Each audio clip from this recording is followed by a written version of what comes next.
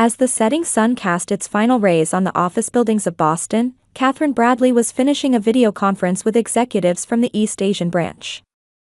She rubbed her tired eyes and began organizing the documents scattered across her desk. Catherine was known for her excellent negotiation skills and strategic thinking as the youngest senior consultant at International Business Solutions. "Kath, aren't you going home yet?" "It's already 8, Jennifer peeked through the conference room door. "Just a little longer. I still have some final coordination with the Asian team," Catherine answered with a smile. "My husband was supposed to return from his Seattle business trip today, but his flight seems to be delayed. So there's no rush." Jennifer looked concerned. "You were working late last week too, weren't you? Doesn't Michael complain?" Catherine sighed lightly. Her marriage to Michael Bradley was in its 8th year. At first, he had supported her career.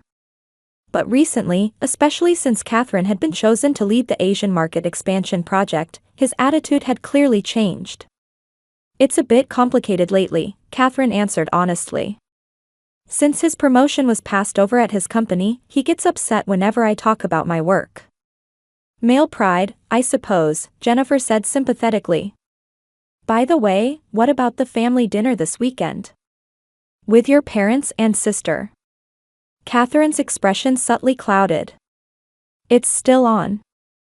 Sunday at 6 in the afternoon, at my parents' house." Her parents, George and Helen Smith, were enjoying a comfortable retirement in an upscale New England neighborhood. Her father was a former executive at a major pharmaceutical company, and her mother kept busy with social activities as a local society lady. And her sister Brittany didn't have a steady job, relying on her parents' financial support to get by. "Is Brittany still the same?" Jennifer asked, though she already knew the answer. "Yes, waiting for her next big opportunity," Catherine replied sarcastically. But immediately feeling guilty, she added, "But I know she's trying in her own way." In reality, Catherine sent a considerable amount of money each month to her sister and parents. Brittany's temporary financial difficulties had lasted over 3 years now, but Catherine, being a devoted sister, never complained. The next morning, Catherine was looking at the calendar on the refrigerator while making coffee in her kitchen. Next week's schedule, circled in red marker, Singapore/Tokyo trip, 14 days. This international project was supposed to be a major turning point in her career.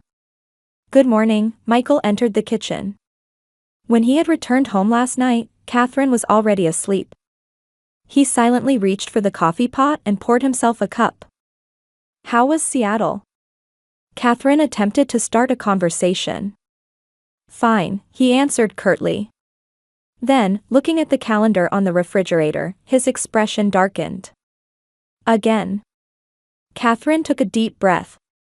"Michael, this is an important project. It means the company trusts me." "Oh, of course," his voice was laced with sarcasm. "Catherine Bradley, superwoman. Shining at work while her home and husband come second." "That's unfair," Catherine quietly objected. "We don't have children, and you travel frequently too." Instead of answering, Michael put down his coffee cup and left the room. Catherine was left alone again. That weekend, the atmosphere at dinner at her parents' house was awkward. When her mother Helen heard about Catherine's business trip, she frowned with concern. "Dear, are you sure it's okay to be away from home for so long? Won't Michael be lonely?" Brittany interrupted. "Sis, that's a new Givenchy bag, isn't it?" Her voice mixed envy with sarcasm. "I wanted one too. But impossible on my salary." Catherine was about to speak but decided against it. Everyone seemed to have forgotten about the designer wallet she had given Brittany last Christmas. Her father George joined the conversation. "Catherine, who's going to take care of the house while you're away?" "Michael is an adult, Dad," Catherine answered with a smile. "Besides, he can take care of himself without me." That night, on the drive home, Michael maintained his silence. Catherine noticed his cell phone lighting up on the center console. It was a message notification. She couldn't see the sender's name, but part of the message, "Tonight was fun," was visible on the screen. Michael quickly grabbed his phone and put it in his pocket. "Who was that?" Catherine asked casually. "A colleague from work." "About a project," he answered, still looking out the window. That night, Catherine lay awake staring at the ceiling. She felt something was wrong. Michael's attitude, her parents' behavior, and Brittany's unusual interest. But she had important work to do. She had to leave for overseas in 2 days. Family matters could wait until after that. Telling herself this, Catherine finally fell asleep. From the window of her room at Marina Bay Sands Hotel in Singapore, Catherine was gazing at the glittering night cityscape. It was past 2 a.m., but she was immersed in making final adjustments for tomorrow's important presentation. Her smartphone vibrated, displaying Michael on the screen. Unusually, it was a message from her husband. "Meeting running late. Going to be up late. Good night." Catherine frowned. It should be just past noon in Boston now. What kind of daytime meeting would run so late that it would keep him up late? But despite her doubts, she simply replied, "Good night. I have a big presentation tomorrow." A week into her trip, communication between Catherine and Michael had become increasingly sparse. They exchanged only brief messages, and video call appointments were cancelled twice. Whenever she called, Michael always cut her off saying, "I'm busy now." On the third day after moving to Tokyo, Catherine received a strange email from her sister. "Sis, I need childhood photos. Especially vacation pictures at the beach or Christmas party photos if you have them. In a hurry. From Brittany." Though puzzled, Catherine selected several photos from the digital album she had organized before her trip and sent them. "What are they for?" she asked, but there was no reply from Brittany. That night, Catherine received a message from her friend Sarah in Boston. "Kath, look at this. Yesterday at a bistro on Newberry Street." Attached was a photo of Michael and Brittany having dinner at an upscale restaurant. They were engaged in intimate conversation, and Michael was touching her sister's hand. Catherine stared at the photo with a tightening feeling in her chest. Michael had said he was on a business trip. Sarah, were they alone? Catherine typed with trembling fingers. "No, your parents were there too. Looked like a family meeting. I was concerned when I didn't see you, so I asked, but..." Catherine took a deep breath. There was nothing wrong with the family gathering itself. But why had her husband lied? And why hadn't anyone told her? The next day, between important meetings with Japanese companies, Catherine remotely accessed her home security system. Checking the records from the past few days, she found footage of an unfamiliar sports car parked in front of her house multiple times. One evening, the footage showed Brittany getting out of that car and entering the house. Michael was guiding her into the house, his arm around her. A notification email from the bank arrived on Catherine's laptop. The subject line read, "Joint account change confirmation." She definitely did not remember making such a request. Quickly logging into online banking, she found a pending application to remove her name from the joint account. "What's happening?" Catherine murmured. Later that same day, during a celebration after successfully concluding a contract with a Japanese company, Catherine was talking with her Tokyo colleague, Ken. "Mrs. Bradley, I saw your husband on social media," Ken said, slightly hesitant. "Photos of him with a young woman, they seem to be celebrating." Catherine quietly asked, "What kind of photos?" "On a beach in Hawaii." "Well, I'm sorry, I may have said something inappropriate," Ken apologized hastily. That night, Catherine sat motionless in her hotel room for a long time. The pieces were beginning to fit together. Michael's lies, her sister's photo request, the secret meeting with her parents, and the bank account change request.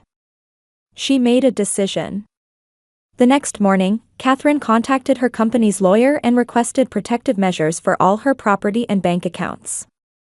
Next, she hired a detective agency and backed up the security camera footage.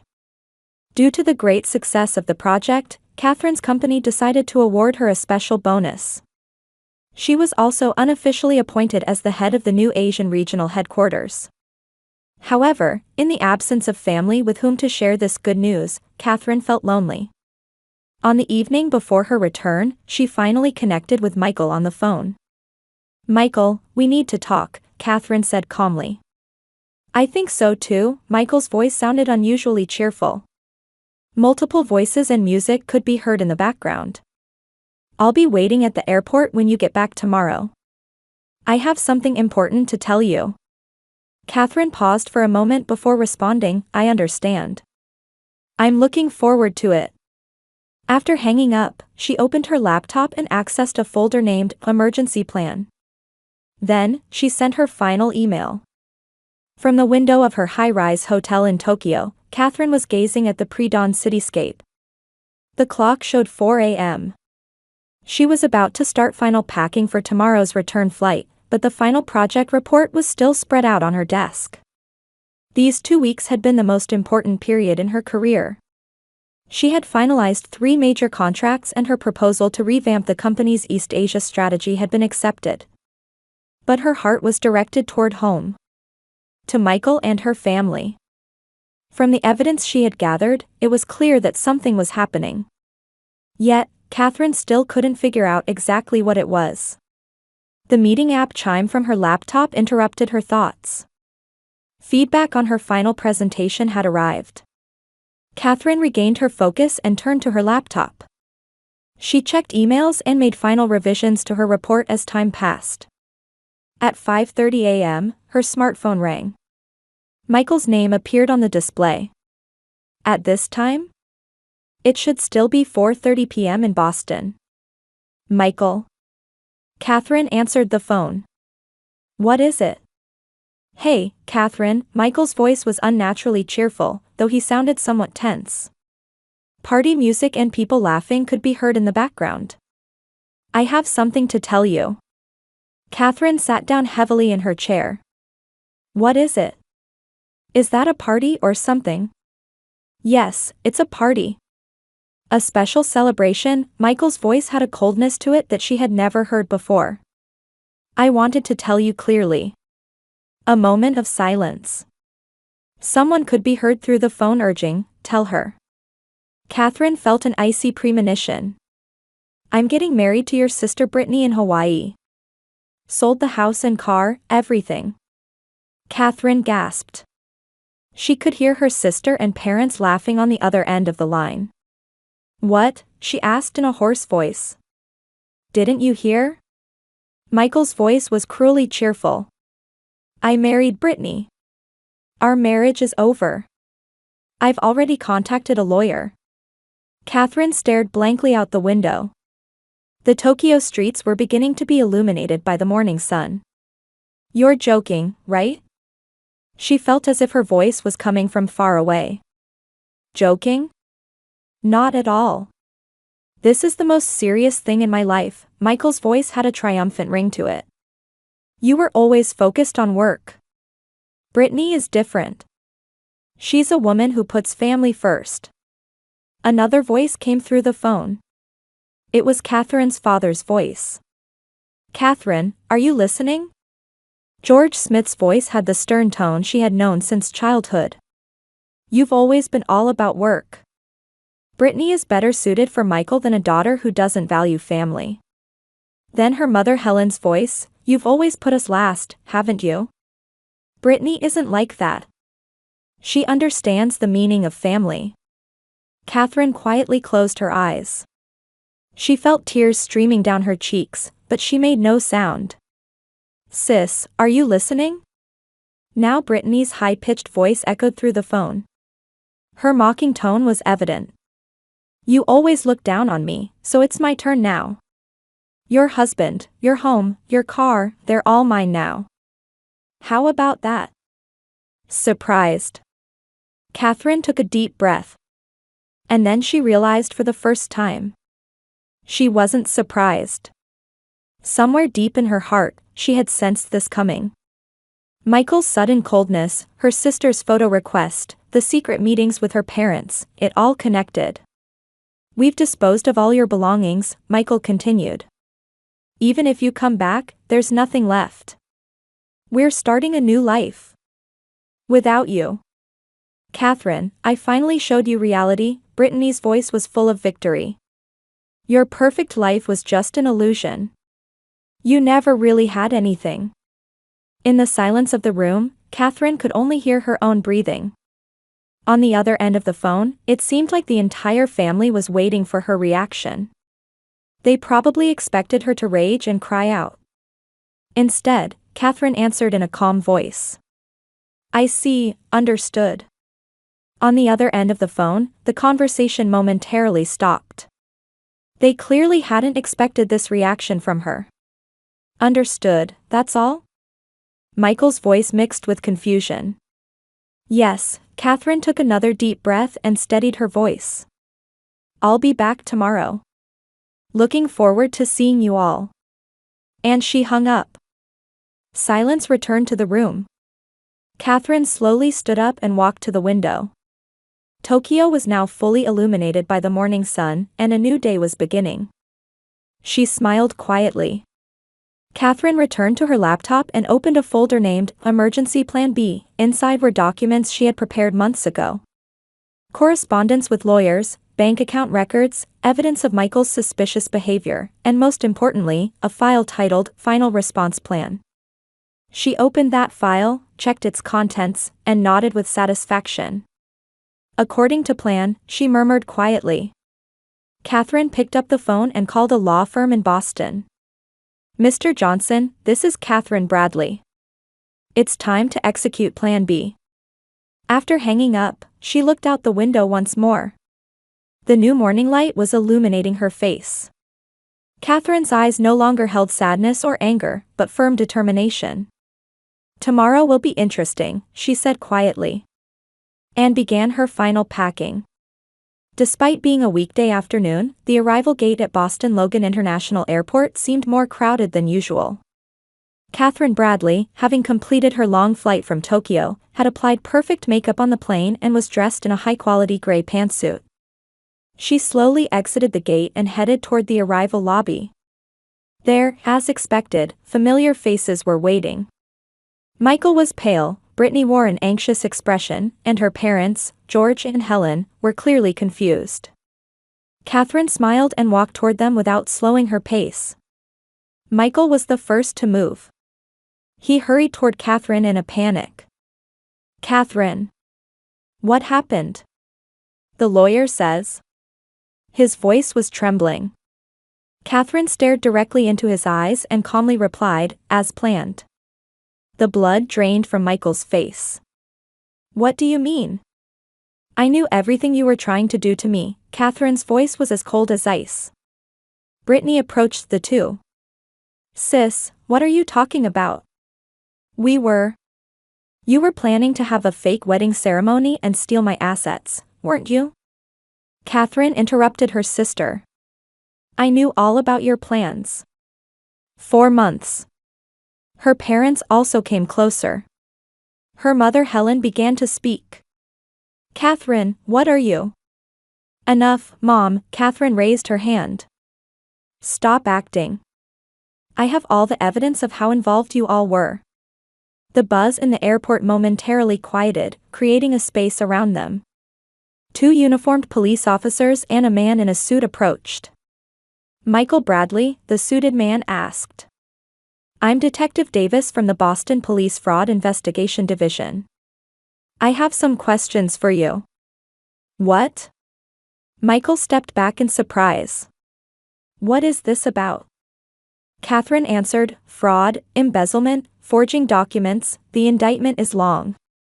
Brittany cried out, Sis, what have you done? I've just revealed the truth, Catherine answered calmly.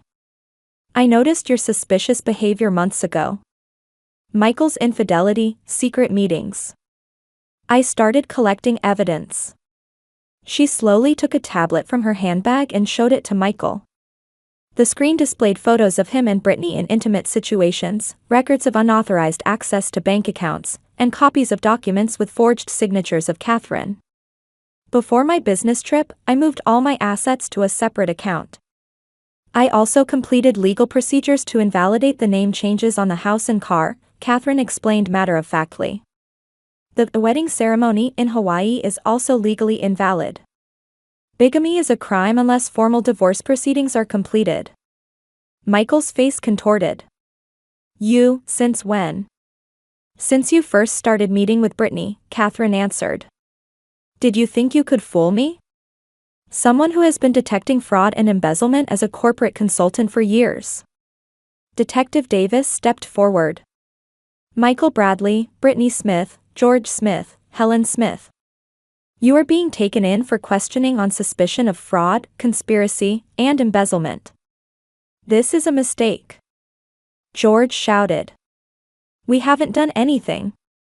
Everything is recorded in the bank records, Dad, Catherine said quietly. Including the unauthorized transfers made to your account in my name. People in the airport stopped to watch this dramatic scene.